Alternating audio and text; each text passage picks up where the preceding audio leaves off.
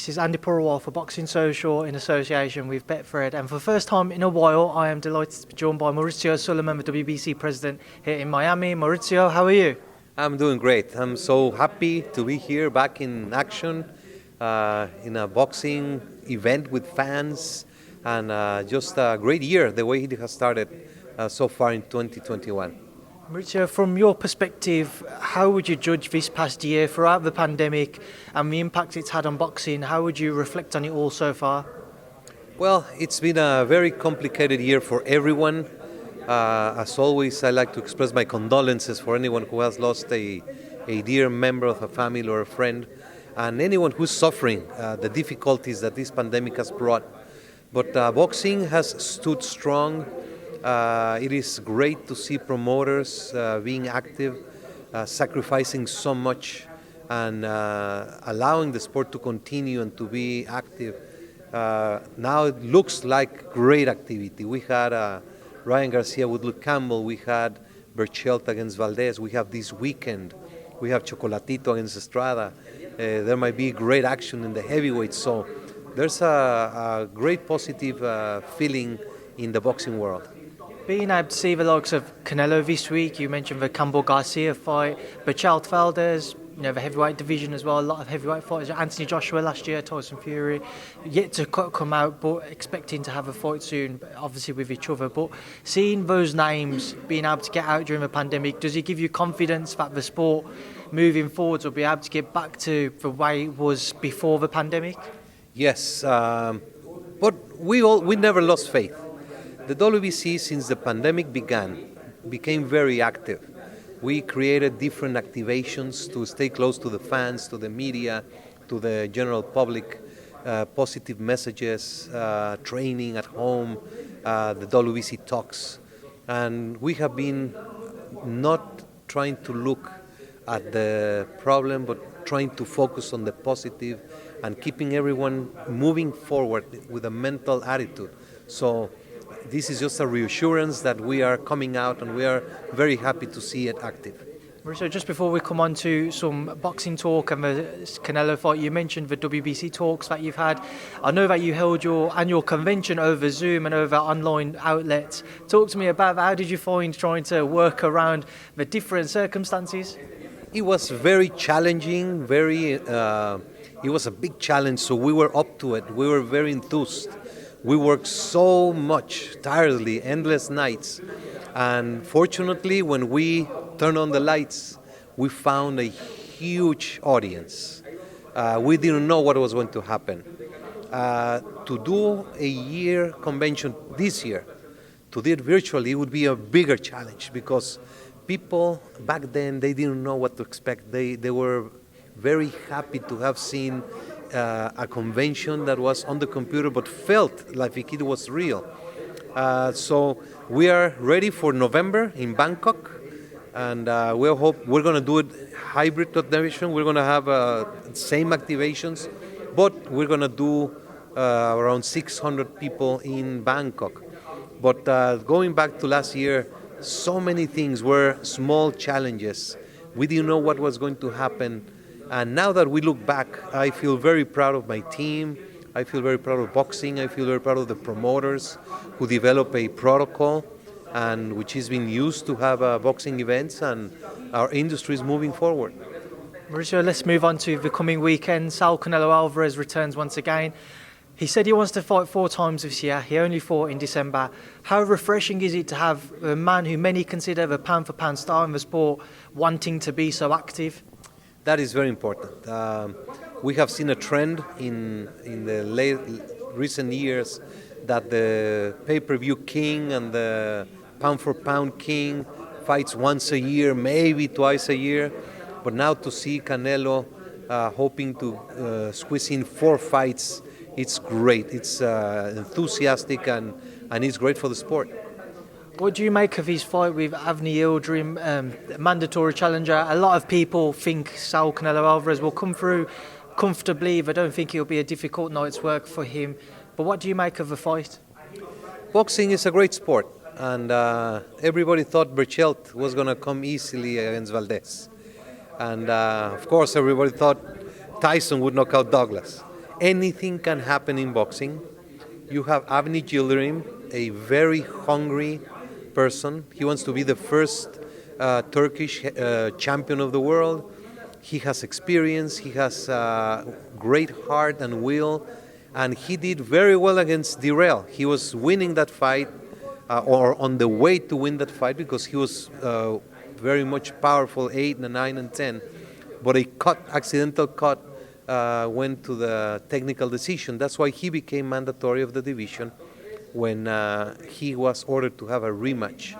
Eventually, Benavides defeated Dirrell, then the pandemic came, and then Benavides lost the title on the scale. But Yildirim is a man that can be successful, and I would invite everyone to watch. It's going to be an entertaining fight, and it's going to be a good one. I have to ask, I'm not sure if you've done an interview with Rob or one of my other colleagues. Canelo was the franchise champion at 160, moved up to 168. Now he just holds the normal WBC world title. What is the situation or the circumstances around that? Because if Canelo wanted to, could he have carried the title up to 168 and been a franchise champion at super middleweight as well? Or is there some different rules? Can you just explain to people? Yes, sure. The franchise designation is a rule that gives only a very selected fighters benefits and special conditions. Canelo could have chosen to continue using that designation. Instead, he decided he wanted to win the super middleweight WBC championship. When Benavides lost the title on the scale, he contacted the WBC and said he wanted to do and win that title.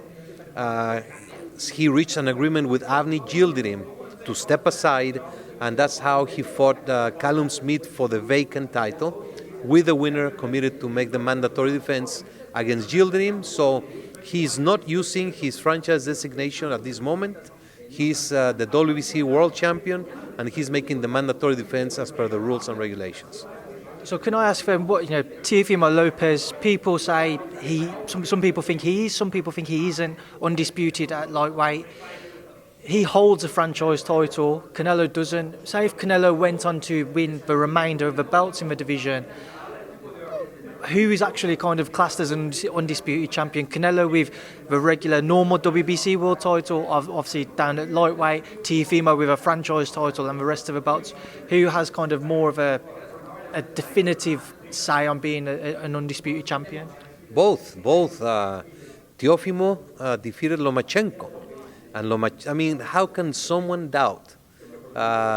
It's beyond belief. But if that is our sport where we have doubts and we have always controversy, it's okay. People like to talk about their side and their opinion. Teofimo defeated Lomachenko and became the undisputed fighter of the division, because that's how the designation of the franchise was designed. Canelo, if he beats all the champions, he will be undisputed in the division as well. Do you understand people's confusions around the franchise title?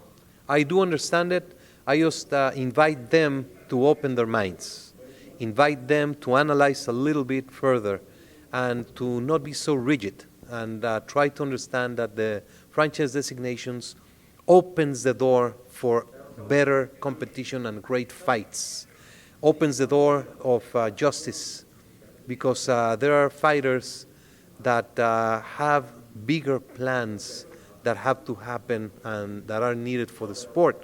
And, unfortunately, we are not a promoter. We cannot match make. And we have to deal and administer the sport as best as possible with the so many different conditions that are out there. So we're trying our best. The main idea of the franchise is to have the best fights happen. I want to ask as well, you mentioned Oscar Valdez. He knocked out Miguel Burkhart in stunning fashion recently. Just your thoughts on that fight and his win? Unbelievable. It was an unbelievable fight between two friends. It brought a very complicated element to the fight because they have been friends for a long time.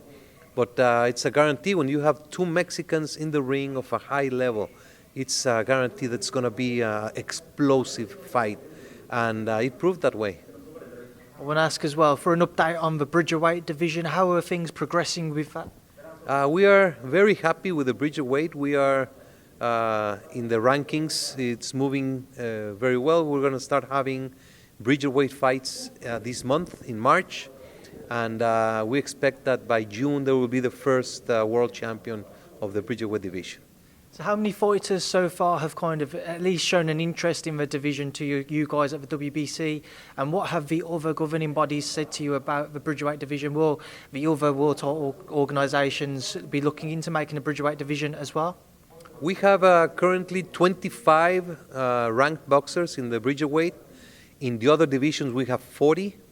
And I have not spoken to the other organizations about the bridgerweight. It's their own decision.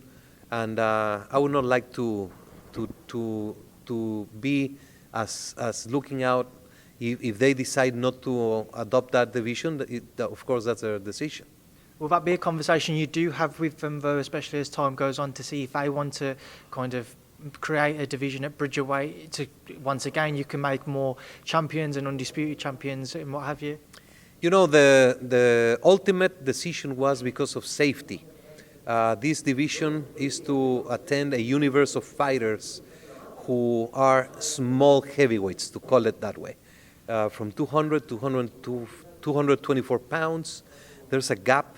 Fighters that have to go into the ring against Fury at 270 is giving too much advantage, or it's just an idea that has been taken very well by the industry, and I'm sure we are going to see great action in that division. Now, you mentioned Tyson Fury. He's going to be my last question now. Of course, you know it's going to be about the Anthony Joshua fight, undisputed fight. Everybody would love to see it this year. I spoke to Eddie Hearn earlier. He said it's on, it will happen, just waiting for kind of the dots to be crossed and what have you, everything to be confirmed. But what has Eddie said to you about the fight? Obviously, Tyson holds the WBC title. Do you have any knowledge about it? No, just maybe you can tell me where it stands. We have been very open to be as flexible as needed in the hopes of having the best fights happen. Same thing. Tyson Fury won the title a year ago. He had been in constant communications with Wilder regarding a third fight, and now it's common knowledge that there's great interest of a Joshua fight. So the WBC is giving all the time and all the flexibility for Fury to land one of these two fights, which are great for the sport. If at all, Mauricio, could you clarify the situation with Deontay Wilder? He's still looking to have the trilogy fight with Tyson Fury, and he's still talking about it. Do you think that could happen next instead of an undisputed fight? Do you have any knowledge about what's going on with that? Only I know that it is in a process of legal mediation or arbitration.